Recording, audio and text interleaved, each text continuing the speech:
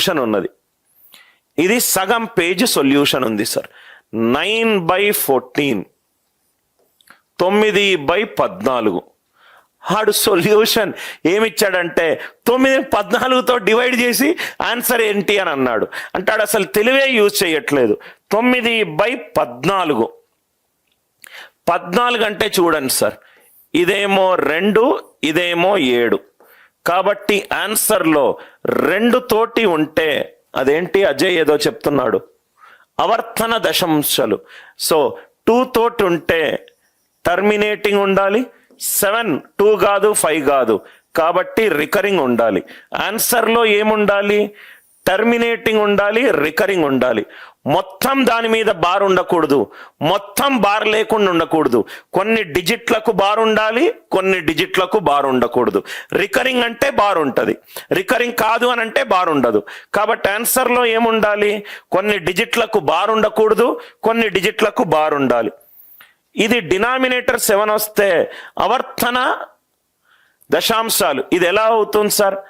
2 కానీ 5 కానీ 2 and 5 కానీ వస్తేనే మనకు టర్మినేటింగ్ వస్తుంది. రైట్. నవ్వు ఇక్కడ చూడండి, 14 అనేది 2 and 7 కాంబినేషన్. 2కేమో టర్మినేటింగ్, 7కేమో రికరింగ్. మొత్తం రికరింగ్ అయితే కాదు. చూడంగానే ఇక్కడేమో ఒక డిజిట్ టర్మినేట్ అయింది, ఇక్కడేమో రికరింగ్ ఉంది. ఆర్ యు ఆల్ విత్ మీ? ఇది నేను చెప్పడానికే ఆ లాస్ట్ 15 నిమిషాల నుంచి మీకు ప్రయత్నం చేస్తున్నాను సార్. జనరిక్ డివిజన్ చెయ్యకూడదు. వాయిస్ క్లియర్గా ఉందా sir? Mounika is telling that the voice is not clear. అందరూ మిగతా స్టూడెంట్స్కి వాయిస్ క్లియర్గా ఉందా? రైట్. ఇది మీకు అర్థమైంది కదా సార్? దయచేసి పనికి మాలిన 9ని 14 తోటి డివైడ్ చేస్తే రైట్ మీకు అసలు కాన్సెప్టే రానట్టు సార్. 9/2 × 7. 2 వస్తే నాకు టర్మినేటింగ్ వస్తుంది, 7 వస్తే నాకు రికరింగ్ వస్తుంది. ఆన్సర్లో మొత్తం బార్ ఉండకూడదు. బార్ అంటే ఏంటంటే రికరింగ్. 0.67 67 67 67 రిపీట్ అయింది కాబట్టి 6 7 పెట్టుకుంటాను. ఆన్సర్లో టర్మినేట్ ఉండాలి, రికరింగ్ ఉండాలి. మీకు బెస్ట్ థింగ్ ఏంటంటే ఇది original CAT previous year question. క్యాట్లో డివిజన్ ఇంత ఈజీగా అడుగుతాడా సార్? ఎవరైతే నా క్లాస్ విన్నారో ఈ క్వశ్చన్ని చాలా మంది ఇన్స్టిట్యూట్స్ 9ని 14తో డివిజన్ చేయాలి, 8 డిజిట్లు ఉన్నాయి అని చెప్పి అన్నారు. ఏం లేదు, ఇది ఒక 2 సెకండ్ల క్వశ్చన్. నీకు లాజిక్ అర్థమవుతాయి. లాజిక్ అందరికీ అర్థమైందా సార్? 9/14 డినామినేటర్ 2 ఉన్నా, డినామినేటర్ 5 ఉన్నా, డాట్ తర్వాత అదేదో పేరు అన్నాడు అతను, అవర్తన దశాంశాలు. రైట్. లేకుంటే పునరావృత దశాంశాలు. ఇది చూడండి సార్, ఇది చూడంండి సార్, 10/81. ఆ లాజిక్ తెలిస్తే ఈ లాజిక్ కూడా ట్రక్కున చేస్తారు. 10/81 అంటే ఏంటి? 3 power 4. డినామినేటర్ 2 లేదు, డినామినేటర్ 5 లేదు, 2 × 5 లేదు. కాబట్టి టర్మినేటింగ్ అయితే కాదు, టర్మినేటింగ్ అయితే కాదు. Are you all with me? Terminating అయితే కాదు.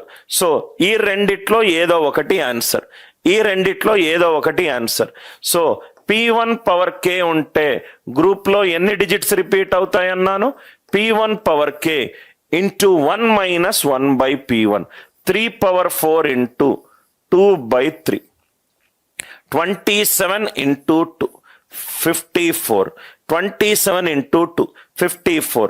ఆన్సర్లో 54 డిజిట్స్ అయిన ఉండొచ్చు, దాని ఫ్యాక్టర్స్ అయినా ఉండొచ్చు.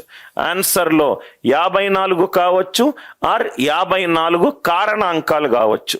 1 2 3 4 5 6 7 8 9.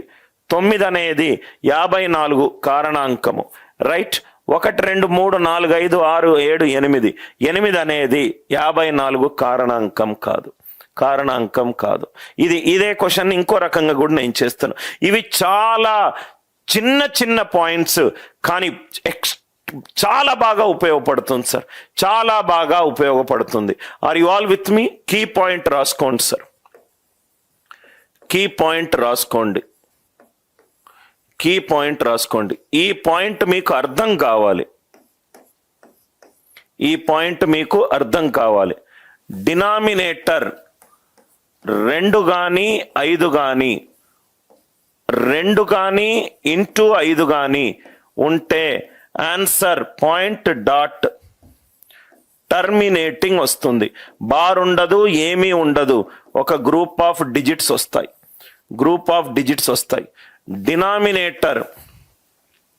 డినామినేటర్ అదర్ దాన్ 2, 5 కాకుండా అదర్ దాన్ 2 and 5 ఉంటే 2 and 5 అదర్ ప్రైమ్ నంబర్స్, మిగతా ప్రధాన సంఖ్యలు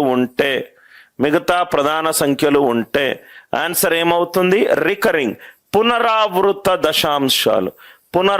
దశాంశాలు.